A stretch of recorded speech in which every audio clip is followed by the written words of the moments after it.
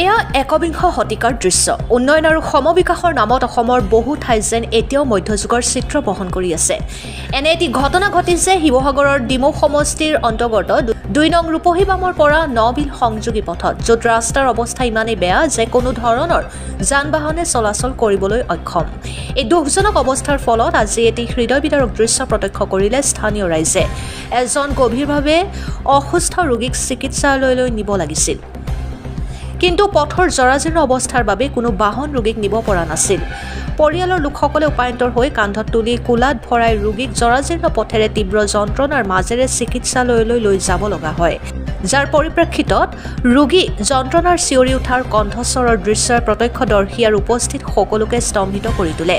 নবিল সংযোগী এই পথটো বহু বছৰ ধৰি সংস্কাৰৰ মুখ নেদেখা দুৰ্গম পথৰ প্ৰতিনিধি। গাঁওবাসীৰ অভিযোগ, বহুবাৰ স্থানীয় নেতৃত্বক অৱগত কৰিও কোনো পদক্ষেপ গ্ৰহণ কৰা হোৱা নাই। জৰুৰীকালীন সেৱা যেনে এম্বুলেন্স, আৰক্ষী বাহন বা অগ্নি নিৰ্বাপক বাহন এই পথেদি যাতায়াত কৰিব নোৱাৰা অৱস্থাত আছে।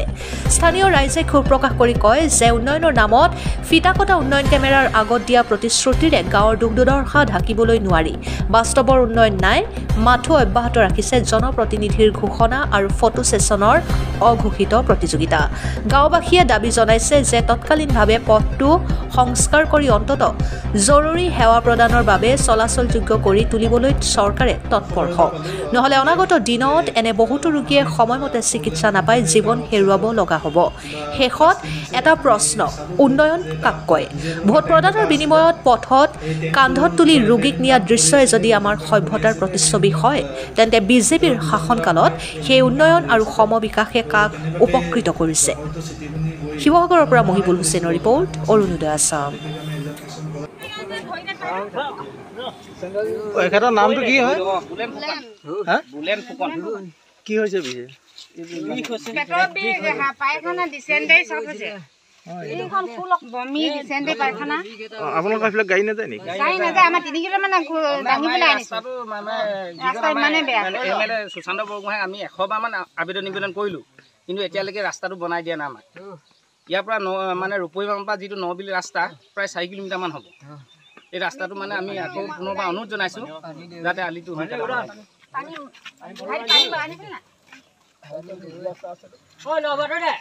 কি হৈছে? পেট বিষ, পায়খানা, ডিসেন্টাৰি, বমি। তাৰপৰা ৰ'ব নোৱাৰি পাইছোঁ, পেটটো এনেকুৱা চকুটা মাৰি ৰখি থাকিব নোৱাৰে, একদম বিছনাখন বাগৰি ফুৰিছিলে। ক'লে নিব? এতিয়া ডিমৌ হস্পিটেল লৈ যাওঁ, পইচা পাতি একোৱেই নাই, মানে একদম অৱস্থা চবফালে পানী, বানপানী হৈছে, ঘৰ বুৰ হৈছে। দাঙি আনিবলগীয়া হৈছে। বিচনাৰ পৰা নামিবই নোৱাৰে, বমি বমি এনেকুৱা বমি কৰিছে। গাড়ী নাযায় নেকি? গাড়ী নাযায়, ৰাস্তা 3 কিলোমিটাৰমান দাঙি আনিবলগীয়া হৈছে। প্ৰব্লেম হৈছে যে আপোনালোকে চাওক, এই ৰাস্তাটোৰ কাৰণে চৰকাৰে আমাক নাই দেখা নি?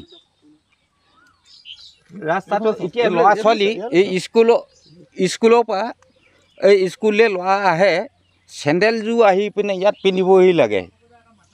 তাৰপৰা এই পেণ্ট মানে এনেকৈ কোচাই কেতিয়াবা কিছুমানে এনেকৈ পিন্ধে, এনেকৈ প্ৰব্লেম। আমি এতিয়া চেণ্ডেল এযোৰ পিন্ধিও আহিব পৰা নাই। আমি এনেকুৱা দেশতে ঘূৰিবলৈ গৈছে। কি কাৰণে ঘূৰিবলৈ যায়? চৰকাৰ ইমান দুৰ্বল হৈ গৈছেনে? হেমন্ত বিশ্ব শৰ্মা ডাঙৰীয়াই কি এইবোৰ আমাক নাই দেখা নি? কি কৰিছে তেওঁ? কি চাই আছে? অকল মন্ত্ৰী হ'লে নহ'ব, চবৰ কাৰণে চাব লাগিব। তেওঁক আমি ভোট দিছোঁ, জিকাইছোঁ, মেলিছোঁ, তেওঁক আমাৰ অসম চৰকাৰত ডাঙৰ মানুহ পাতিছোঁ। তেওঁ কি কাম কৰিছে? তেওঁ আগবেলা এটা কয়, পিছবেলা এটা কয়। কি কাৰণে কয় হেমন্ত বিশ্ব ডাঙৰীয়াই বাবাই? বাবা বুলি কৈছোঁ।